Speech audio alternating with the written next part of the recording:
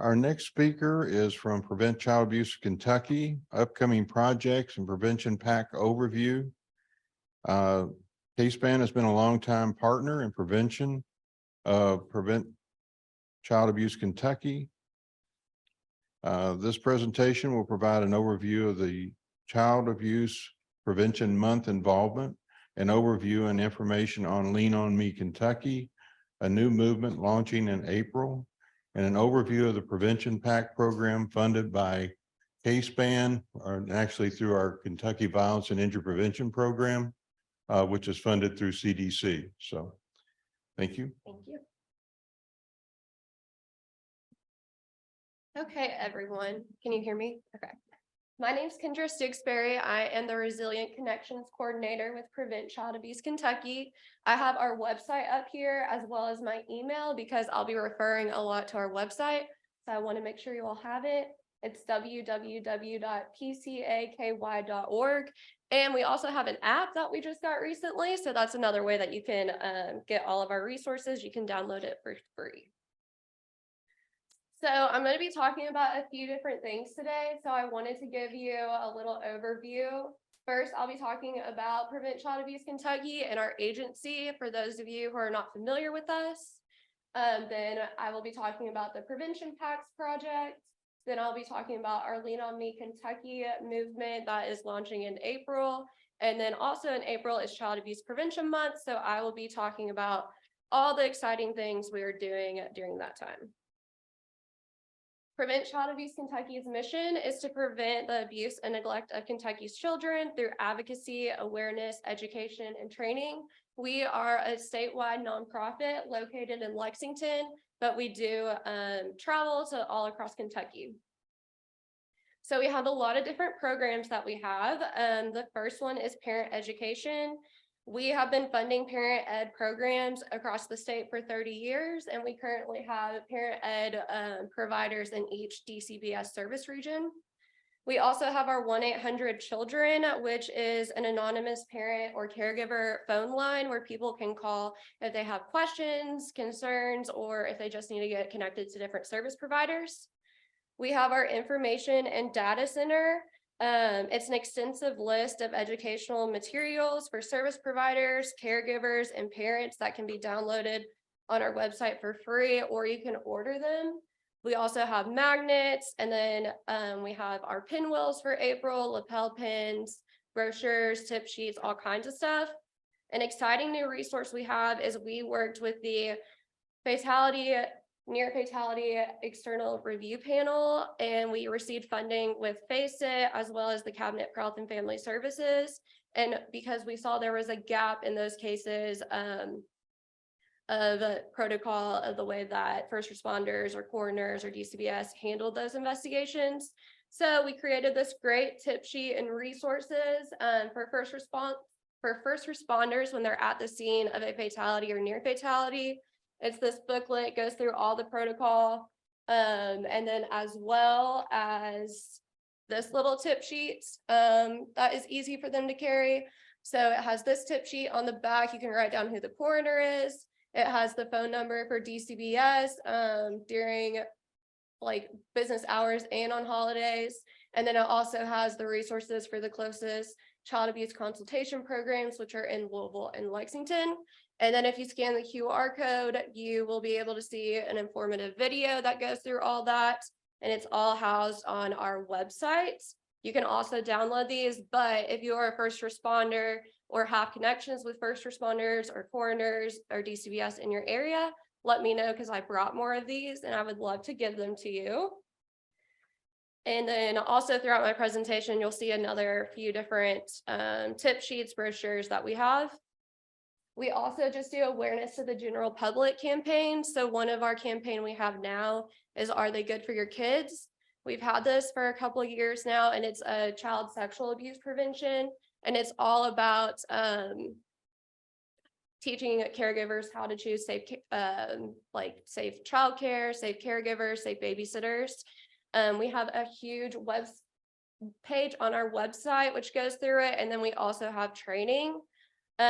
We also just received funding from the Child Victims Trust Fund, where we will be hosting TOTs, where we will be teaching people are they good for your kids training, and we'll teach those too.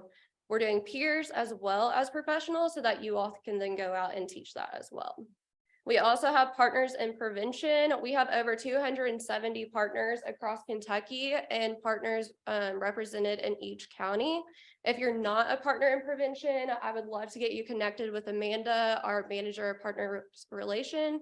And if you're a partner, it's just everyone's mission to prevent the child abuse and neglect of Kentucky. You also get a lot of good perks like finding out new information about us, like our prevention packs, which I'll talk about in a minute. We also host a large list of trainings that are hosted on our website. Some include abusive head trauma, poverty versus neglect, reporting and recognizing child abuse. So we have a ton. They're offered for free, and we also can provide CEUs, usually for FRISC, CANS, and social workers. And then we also are a no-hit zone. This is a national movement where any location or organization can become a no-hit zone.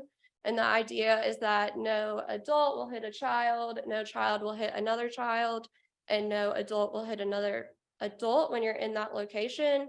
We have the free training on our website. And then if you go through us to onboard as a no-hit zone, you can get the free signage. And then lastly, every September, we have our Kids Are Worth It conference. This year, it is September 11th and 12th, and you can go ahead and go onto our website to register for that, and you can get the early bird rate right now. So now I'm going to talk about our prevention pack project. So when we started this project, it was funded by KSPAN, like Steve stated. We are very grateful for them for the funding. It was around 2020, 2021, and we received this data from the Department for Public Health. So in Kentucky, about 90 infants die suddenly and unexpectedly each year. 90% had at least one unsafe sleep factor. 67% of infants were not in a safe sleeping place, and 78% of infants had soft materials in their sleeping place. So through looking at data and recommendation from the Child Fatality Near Fatality External Review Panel, the State Fatality SUID Review Team, or Sudden Unexpected Infant Death, partners and more, we saw that there was an increase in these SUID cases and the need for prevention packs. So like I said, there was grant funding provided by KSPAN. And then I also want to give a big thanks to my coworkers, Amanda and Sarah. They worked really hard on this project. So I want to give a big thank you to them and recognize them since I'm the one presenting this. But the reason for these prevention packs were to increase safe sleeping practices across the state. We were able to provide 746 prevention packs made available to service providers across Kentucky. And then we also held virtual information sessions provided to service providers, which I'll talk more about in a second. So inside the prevention packs, each prevention pack came with one infant-sized sleep sack, one ABCD's A Safe Sleep magnet that the Department for Public Health provided to us, one 1-800 children's magnet, one Are They Good for Your Kids brochure, and one Abusive Head Trauma and Safe Sleep brochure. These were all in a little drawstring bag, so the parents or caregivers could take all that with them, and it was all offered in both Spanish and English.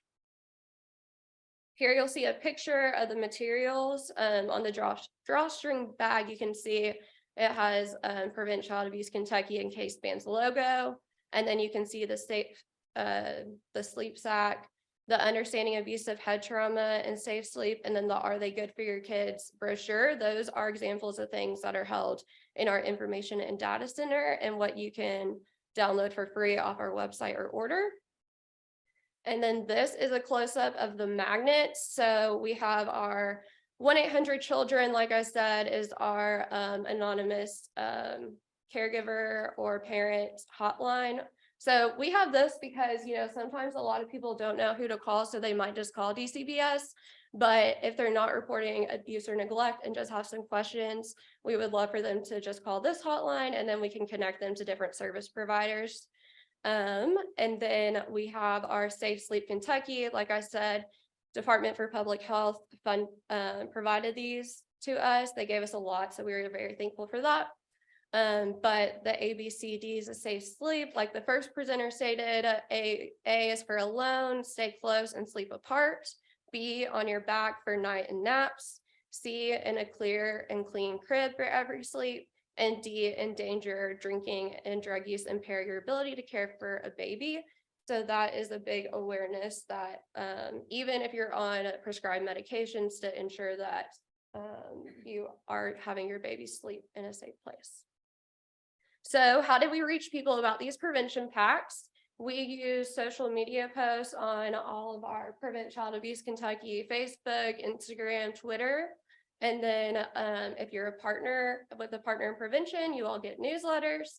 So those were also, the information was sent out that way. So that's the reason why you need to be a partner in prevention. And then they were also in HANDS and KSPAN's newsletters. We received 44 requests. There were 44 different service providers and agencies who requested the prevention packs, and they were from 80 of 120 counties. A total of 1,830 prevention packs were requested, and we were able to fulfill 41% of the requests with 746 prevention packs. Then I stated that we held a virtual information session for the service providers who received these prevention packs. With COVID being different now, and it changed the way that we work with our clients, we wanted to make sure that the service providers received a way that they could talk to the parents and didn't just hand them off. So we really wanted the service providers to go through the parent or the caregiver receiving the pack and explaining of what each one was, because we know sometimes if someone just gets something, they just might throw it in the back or just use the sleep sack, and we wanted to make sure they were reviewing all of those great resources. And then in addition to the prevention packs, the service providers were also able to request more content that we have in our information data center. So we provided 1,545 Are They Good for Your Kids brochure, 1,935 Abusive Head Trauma and Safe Sleep brochures in English, 1,260 Abusive Head Trauma and Safe Sleep brochures in Spanish, 440 Are They Good for Your Kids postcards, and 1,770 1-800 children magnets. And so that was a total of 10,188 materials were distributed, additionally with the 746 prevention packs.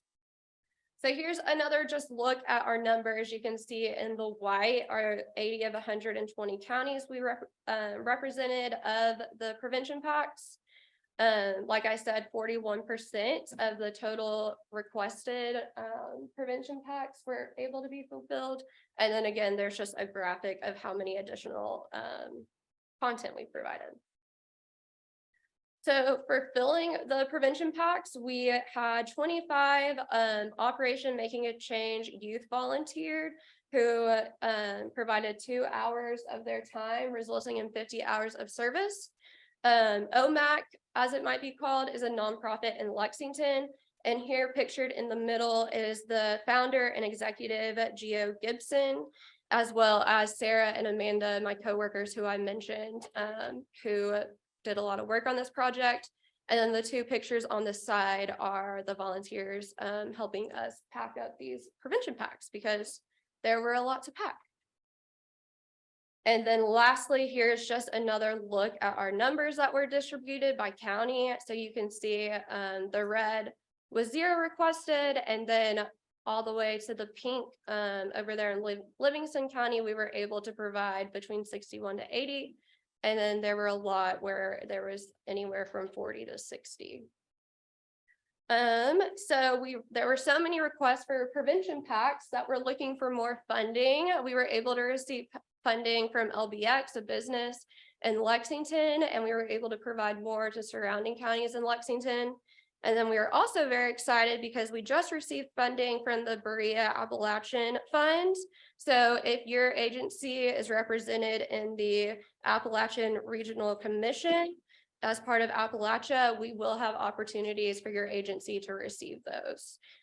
So if you're interested, please let me know and I will make sure to get your information. And if you have funding you would like to provide, we always are welcoming that.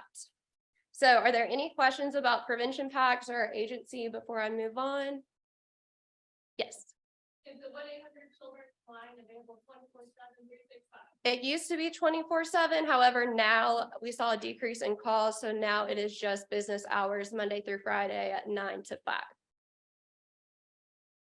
Yes.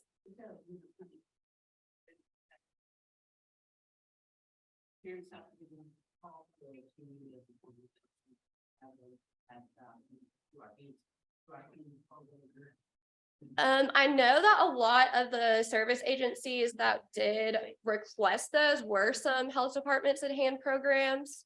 So we don't have them just right now to provide them because we don't have funding besides the Appalachia one. But if you want to be contacted for whenever we do receive funding, I'd be happy to get your information and let you know. Yeah. Any other questions? Okay, I'm going to move on to our very exciting movement, Lean on Me Kentucky. This is a project that Prevent Child Abuse Kentucky has been working on for over a year. It is funded with help of the Cabinet for Health and Family Services. And Lean on Me Kentucky is a movement to encourage community involvement across Kentucky to help families thrive. And it is for us to help build stronger communities so our children grow up healthy and safe. And we believe that everyone has the ability to make a difference in a child or family's life, not just as your job, as you're represented here, but as a friend, family member, neighbor, coach, church member, anything like that. And LEAN, as you can see, stands for listening, empathy, affirmation, and non-judgment. And this is launching in April with Child Abuse Prevention Month, but I'm happy to give you all a little preview today. So a little background. Okay.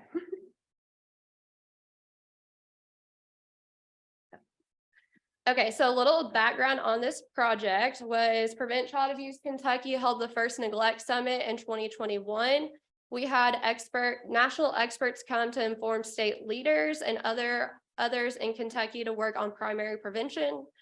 I'm sure since we're here for prevention and safety, you all know what prevention is, but in primary prevention in child care or in child abuse and neglect is just making sure that we're stopping it before it ever occurs.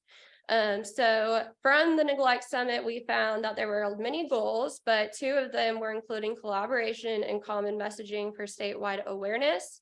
So Prevent Child Abuse Kentucky decided to host 10 focus groups across Kentucky in each DCBS service region with parents or caregivers with lived experience so they can help inform our practice.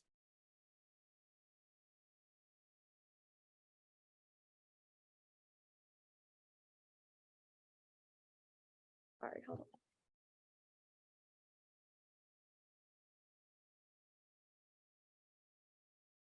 Well, I don't know why it froze.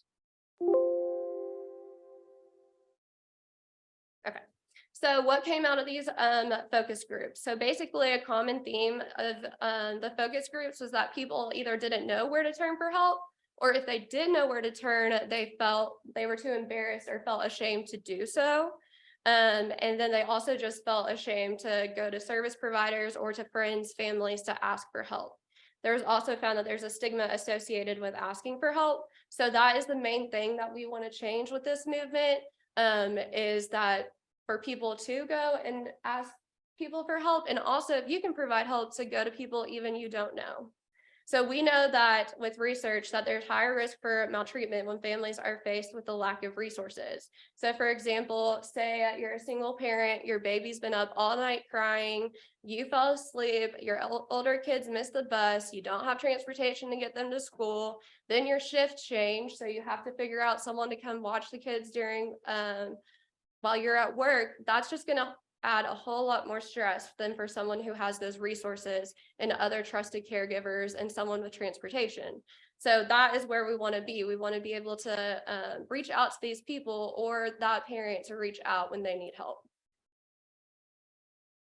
So what can we do? So we want everyone to be a community supporter. We know that in Kentucky, everyone is legally a mandated reporter when you suspect abuse or neglect is occurring. But what would happen if we were all community supporters before you had to be a mandated supporter? Like many people think that maltreatment is just a CPS issue, but by the time that these families are involved with CPS, abuse and neglect has most likely already occurred. So that's why we want to make sure that we're getting to our community and helping them before anything ever occurs. So we want to start normalizing people asking for help, start providing help to people you don't know, connecting families to resources. Everyone here, y'all know a ton of resources just being at these meetings. And if you can't provide any help or know of any resources, just being a listening ear. I know whenever I have a bad day and I just need to vent to someone, it just helps. And even if it's someone you don't know, then, you'll never see them again so they can hear what you're talking about. So now we're going to talk about a little example that we found throughout our research. Now, keep in mind, this is just a very brief, broad example. Obviously, in real life, we would need more specifics about what's going on, but it's just an example of what we want to get the point across. So you see Sam, who's sitting on the front stoop in the afternoon or evening and looks a little scruffy. A neighbor kept checking on him through the window, and a few hours had passed. The neighbor called DCBS to make a report of child neglect. So what do y'all think happened next?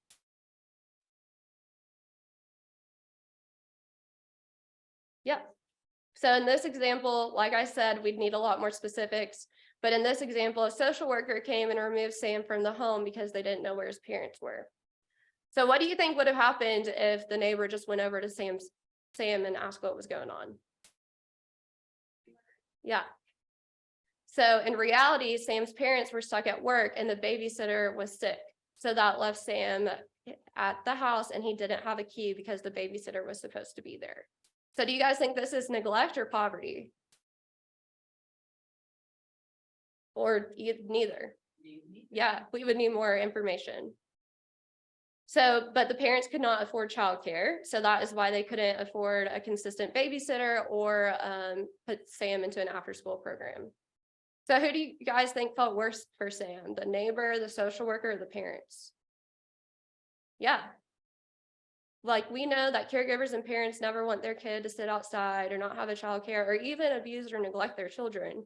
But it's just whenever they don't have the right supports, we need to help them with that. So now there's an open investigation causing more stress.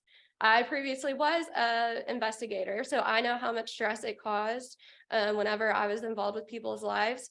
But then this will result in these parents most likely having to document when they were at work, having to spend more money to prove things, having to go out and get resources, and missing more time off work. So there's a lot of things that could have gone differently, right? So the neighbor you might feel at risk of being called nosy or not wanting to get involved. But in reality, if the neighbor would have gone over there and asked where his parents were and then contacted the place of work and found out where they were, then things could have gone different and DCBS never would have needed to be called. So now wrapping up on Lean On Me Kentucky, I'm going to play this great video. We have a huge toolkit that's going to be coming out. We're going to have a brochure. We're going to have action cards that say different things like L is for listening, how you can help people. And they're just little postcards you can hand out to people or put in your neighbor's lunchbox.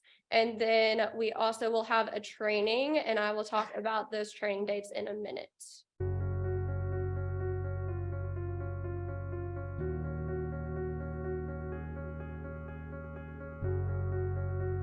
We are all here to help each other because that's really the only way that our kids are going to grow up healthy and happy.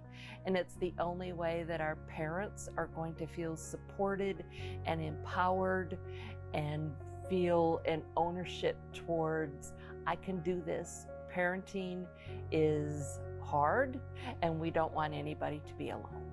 And that's really the premise of Lean On Me Kentucky. You as a neighbor, you as a friend, you as a business leader, you as a educational icon in our state, you as a public policy maker, no matter who you are, we want you to be able to pick up a piece of material, or log on to our website and say, that's how I can help families and children in Kentucky. Kentucky is a very diverse state. The communities across our state all look very different. So the needs of families in Louisville or Jefferson County may be very different than the needs of families in far eastern Kentucky.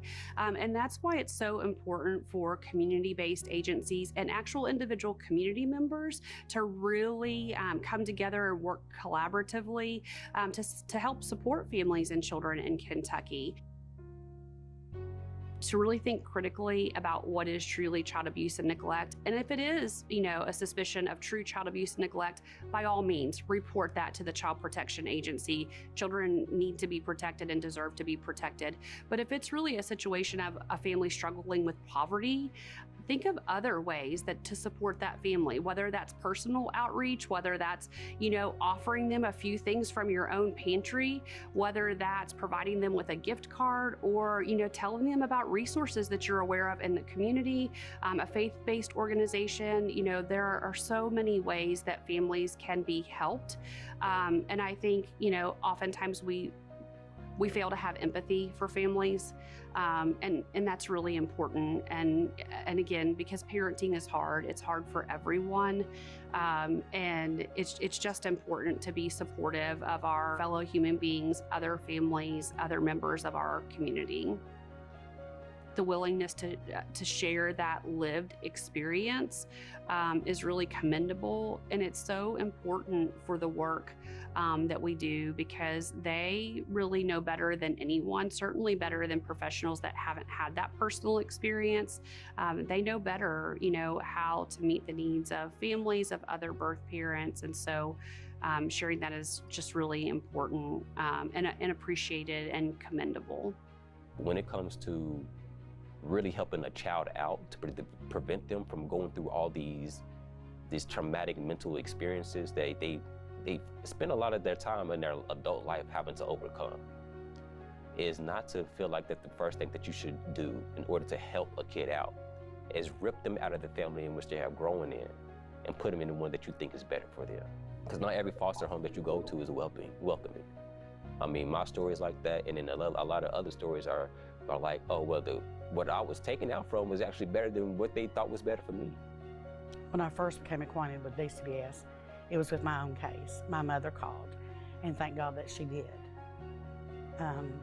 They weren't as open-minded, and they didn't work as much on that team, they kind of like wrote out my case plan and slid it across the table and said, can you do these things to get your child back? And I would have said, yes, I'll jump over the moon, Now, being a person in long-term recovery and with that lived experience, when I came into the office to work alongside my partners, and we have a supervisor that's part of the team, it's really about changing that office culture. I was also showing those workers and the supervisors that recovery was possible. And the neat thing is I got to work with some folks that were part of my case so many years ago. And so that really gave them a sense of hope. It brings that sense of hope to folks, and that's what we need. That's what we need. One of the things that, I remember hearing on one occasion that really struck me was a birth parent who said, I really just needed someone to help me. I needed someone to, see me as human, as another human being who needed help. And there I was in the corner, and instead of people pointing at me in the corner, I needed people to reach out and help me get out of the corner. One tool that I would really like every parent and young person to have is to be able to speak up for themselves. I know that when I walked into spaces, I felt inferior to people that were in the room, like maybe I wasn't allowed to talk to them, I'm not supposed to be there. But at the end of the day, we're all humans. You have a right as a person to tell your truth to somebody else. Lean on your neighbors. lean on your friends, lean on the people that you worship with, the people that you go to school with, the people that you see every day on the bus or on your street. Each of those folks can help you. What Prevent Child Abuse Kentucky wants to do through this Lean on Me Kentucky project is to help people to feel comfortable in knowing what questions to ask so that we can say, how can I help you? To see everyone come together and really dream of a better Kentucky, better communities, a better place where we don't have to have a child protection agency. It gives me a lot of hope. And really, it's an honor to be able to do that work in partnership with other people who have the same visions for what families could have in their communities in Kentucky.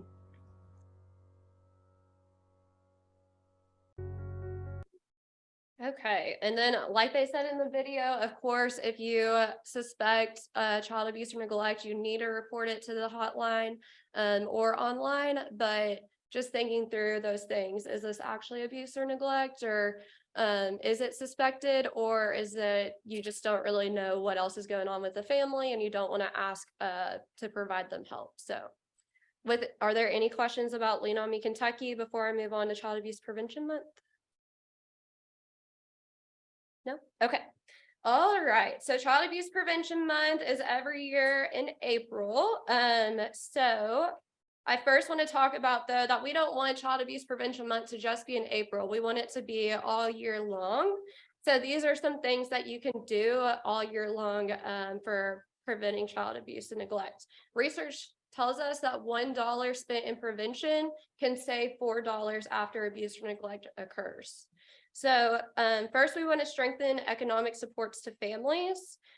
We know that whenever these families have concrete supports, they're more likely to have that is a protective factor that they have and more likely to get those resources they need.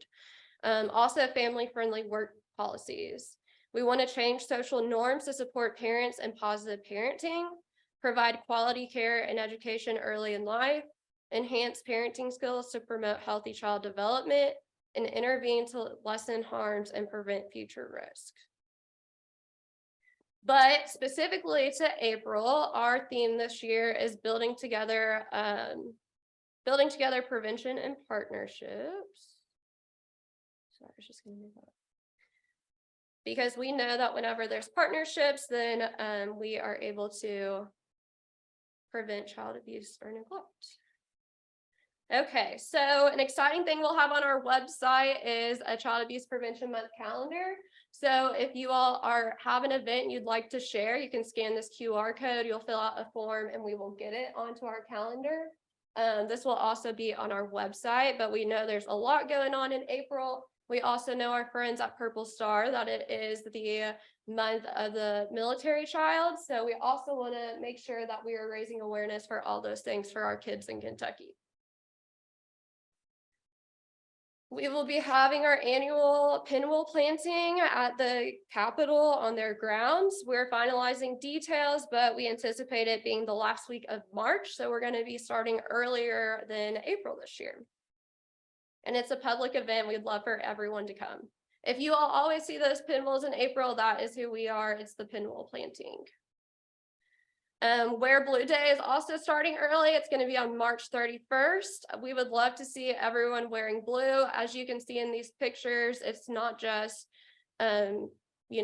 nonprofit agencies that work with kids. It's everyone. You can see there's Kentucky State Police Post. There's a law firm. There's the START team at DCBS. So everyone can wear blue on March 31st. We want to see what y'all are wearing, so you can use the hashtag #WearBlue4KYKids or tag us on social media. And there's also going to be a contest that you can enter through our app. So make sure you download that app so that you can find out what the contest is. We're also going to be having another contest because we just want to spread awareness, and most people do things when they can win something, right? So this is our door decorating contest. You can submit it by using the hashtag Child Abuse Prevention Month, or DEC 2023. I think it's a great way to also just promote positivity. You're having fun in your office and get away from things. So these are some different examples from the last year. And it is going to be a $50 prize. You can enter as an individual, family as defined by you, a PCAC partner in prevention, or a group as a business or classroom or office. We have some new things this year. So we're going to be doing a spirit week. This is a way that you can have a physical representative and a way to come up to talk to other people about child abuse prevention. We are going to be doing ours April 10th through the 14th, but we encourage your all's organizations to do it when it feels right for you. So for 1 week, we have different days, which I'll show you all our resource we have that you all can download. But on Monday, it's going to be Day of Gratitude, writing a note or take some time to thank someone who has been a positive connection at school or in your community. Tuesday will be Team Spirit Day, so just wear your favorite team. Wednesday is Mismatch Day. Thursday is Blue Out Day again, so we want everyone to be wearing blue as much as they can. And then Friday is Pajama Day, which honestly is my favorite day because I love to be comfy at work. And then you can use the hashtag or tag us in social media because we want to see what everyone's doing and raising awareness. We're also going to have garden kits. So if you all are interested in that for your house, along with your pinwheels, we're going to be having a pinwheel garden flag, soil pucks, and more. So whenever you're ordering those pinwheels from our website, you can also look at the garden kits we have. So for April 2023, we came up with 23 building blocks of prevention. So these are all things everyone can do to prevent child abuse or neglect. So leading up to April, we'll be sharing these on social media. It will be from March 8th to March 31st. So make sure to watch out for our Facebook for that. Then we're going to have a website that links it so that you can go back and see all those building blocks. And then in April, we'll have Tuesday, Thursday resources. So we'll be highlighting a few of those building blocks that correlate with our educational resources. A few of these include, why is my child acting out? How are families impacted by shift work? And what should I do when a child talks about child sexual abuse? So make sure you're following along for that. And then lastly, for our trainings, in March, we're going to have a data and messaging training. It's all about how you can talk about child abuse and neglect, but in a positive messaging way, so that it's creating more action ways to talk to people and what they can do. So these are all free. They will be on March 22nd from 10 to 11:30 on Eastern time on Zoom. And then for our Lean On Me Kentucky trainings, we will have these twice, April 18th, 10 to 11:30, and April 27th, 2 to 3:30. And it's all about our initiative and ways that you can be a part of it. And then we'll also be doing free social worker CEUs, hands, and frisk. And I'll show you all a flyer in a second that will have a QR code if you want to sign up. And then lastly, to tie everything together, we want everyone to take the Lean On Me Kentucky pledge. We've already had our board members do it, but it's very simple. It's just, dear community, I blank choose to be a community supporter available for you to lean on me. I pledge to do better. I pledge to help more and to ask for help when I need it. And then we want everyone to share their videos using the hashtag, or you can email them to us. You can do it by yourself. You can do it with your agency or organization. So we just want everyone to do that. And then I will pull up, this is on our website, but this is our Child Abuse Prevention Month resource guide. And it has a ton of information. So it talks about using this resource guide, why we're doing Child Abuse Prevention Month. This talks about ordering material. So we have our garden kits, pinwheels, lapel pins, and then also these are just some of our content we have. So we have our home safety checklist. We have these little cards that come off that are just positive affirmations you can give to your kids in their lunchbox. We also have them in Spanish. So we have all kinds of great things, how to get involved, and there's just an overview of each of those things. Here's our building blocks. So this is what it will look like on our website. It's very family friendly. You can click on each one to see how you can be a part of preventing child abuse and neglect.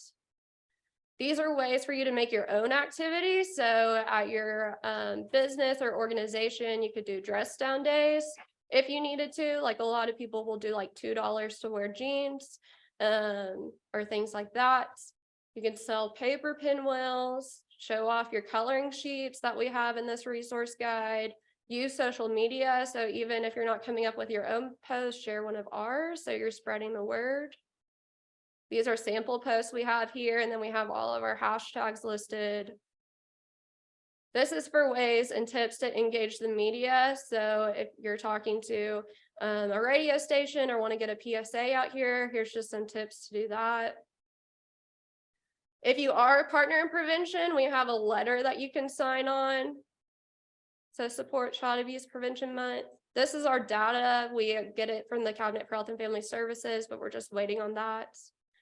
Like I said, this is our Tuesday, Thursday resource we'll be sharing. Again, here's the app because there's going to be a contest, so you'll need that information. If y'all are interested in the trainings, these are QR codes you can scan to sign up, or you can go to our website. And then, like I said, here's our Lean On Me Kentucky pledge. This is a little FAQ, like, why should I take it? How does it need to be? Which it can be any way you want. And then Wear Blue Day flyer. Here's our drawer decorating contest flyer. Our garden kits. Our Spirit Week. So even if you're not doing it the week we're doing, you can decide when you want to. And then here is our pinwheel coloring sheet. So that is all I have today.